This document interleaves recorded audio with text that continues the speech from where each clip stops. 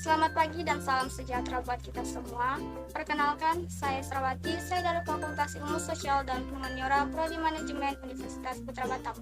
Kali ini saya akan mempresentasikan sebuah materi yang berjudul Infrastruktur Fisik. Sebelumnya, saya ucapkan terima kasih kepada Bapak Asron Saputra SD SMI selaku dosen pengampu saya pada mata kuliah Perekonomian Indonesia untuk kesempatan yang diberikan pada hari ini. Baiklah, tanpa berlama-lama lagi, saya akan memulai presentasi.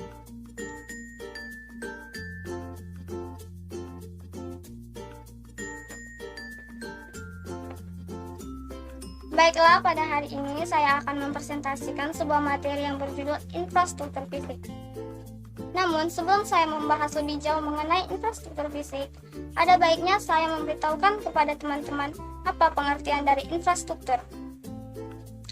Infrastruktur adalah penentu kelancaran dan akselerasi pembangunan. Akan membahas mengenai hubungan infrastruktur dan perekonomian.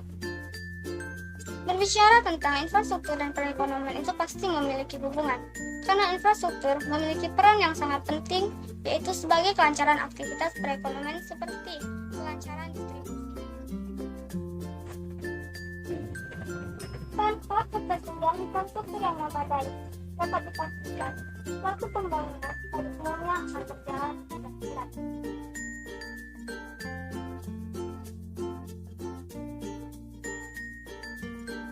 Pada slide sebelumnya, saya telah membahas pengertian infrastruktur, hubungan infrastruktur dan perekonomian.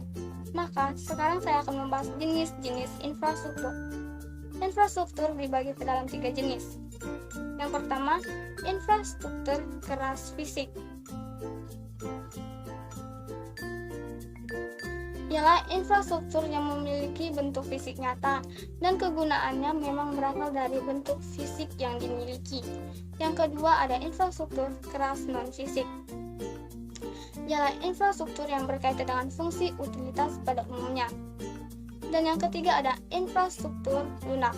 Infrastruktur lunak sering juga disebut sebagai kerangka institusional yang meliputi nilai norma dan kualitas pelayanan umum.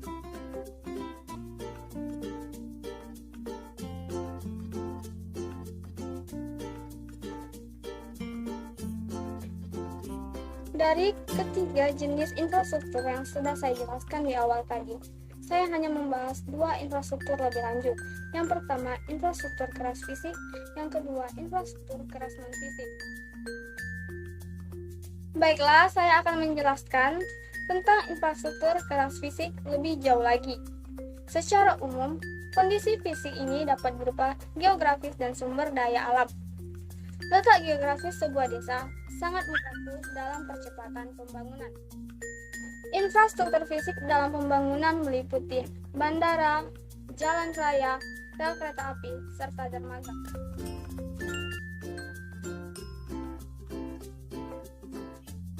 Kali ini saya akan membahas infrastruktur jalan raya. Infrastruktur jalan raya merupakan salah satu prasarana penghubung darat yang memiliki peran sangat penting di dalam distribusi barang dan mobilitas untuk masyarakat dan sektor ekonomi lainnya. Sebagai pengguna jalan raya, setiap hari kita telah merasakan sendiri betapa luasnya jalan raya di berbagai kota dan kian hari kian sempit dan sesak. Oleh karena itu, pembangunan jalan raya sangat berperan penting dalam pertumbuhan ekonomi di suatu negara.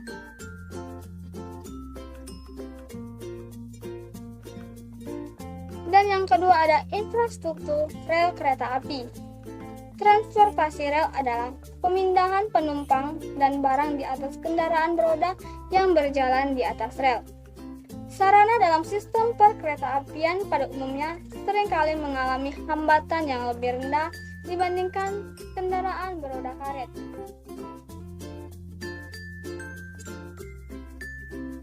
Dan yang ketiga, saya akan membahas infrastruktur bandara. Infrastruktur bandara adalah infrastruktur sebuah bandar udara yang disediakan oleh sebuah operator dan fasilitas militer. Infrastruktur bandara meliputi komponen teknis, tenaga kerja, serta administrasi.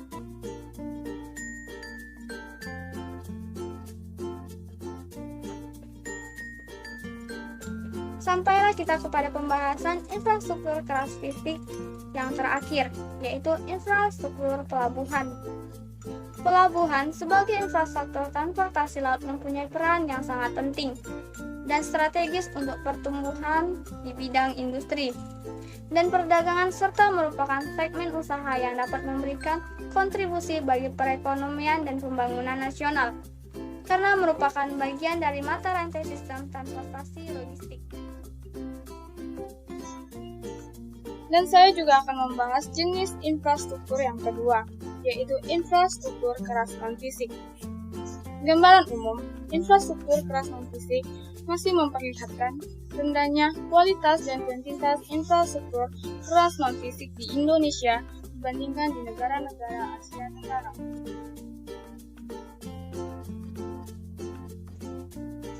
Di sini, infrastruktur keras non-fisik meliputi yang pertama ada infrastruktur air bersih dan sanitasi, yang kedua ada infrastruktur ETC, yang ketiga ada kondisi kelistrikan, serta yang terakhir ada infrastruktur energi gas.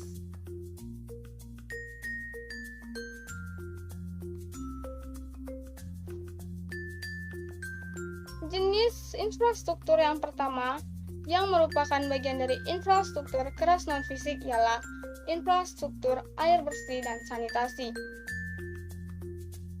Rasio penduduk Indonesia yang memiliki akses terhadap air bersih dan sanitasi, alas kesehatan lingkungan, juga mengendalikan pada ketersediaan dan standar manusiawi yang manapun. Ternyata, hanya 14% penduduk di Indonesia yang punya akses tetap terhadap air bersih. Definisi air bersih diatur dalam Undang-Undang Nomor 7 Tahun 2004 tentang sumber daya air, yang menyebutkan air yang berkualitas terbaik ialah air yang layak minum.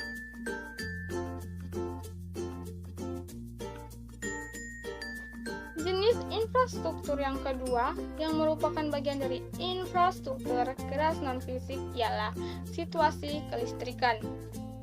Untuk mencapai tenaga listrik yang mencukupi dan berkesinambungan dalam jangka panjang, patut harus dipertimbangkan pusat-pusat pembangkit listrik. Pada periode 1993 sampai 1996, kapasitas pembangkit nasional meroket 24 kali lipat, lebih dari 542 MW menjadi 13.569. Khususnya pada periode 1993 sampai 1996 diberlakukan Undang-Undang Nomor 15 Tahun 1985 tentang ketegangan listrik.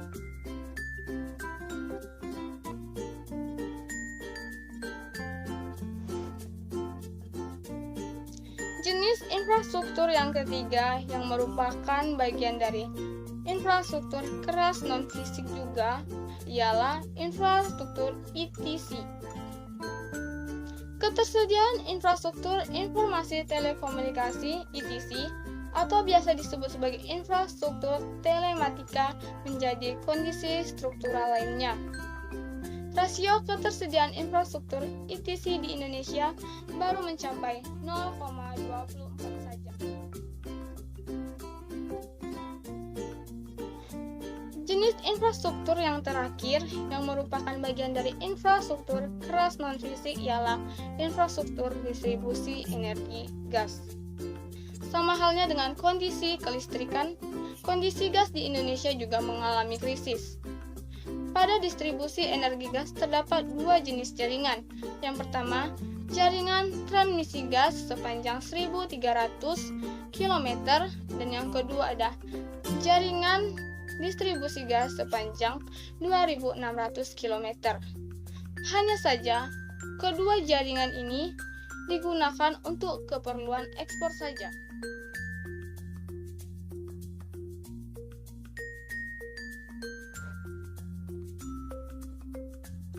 Baiklah, sampai sini presentasi yang dapat saya sampaikan.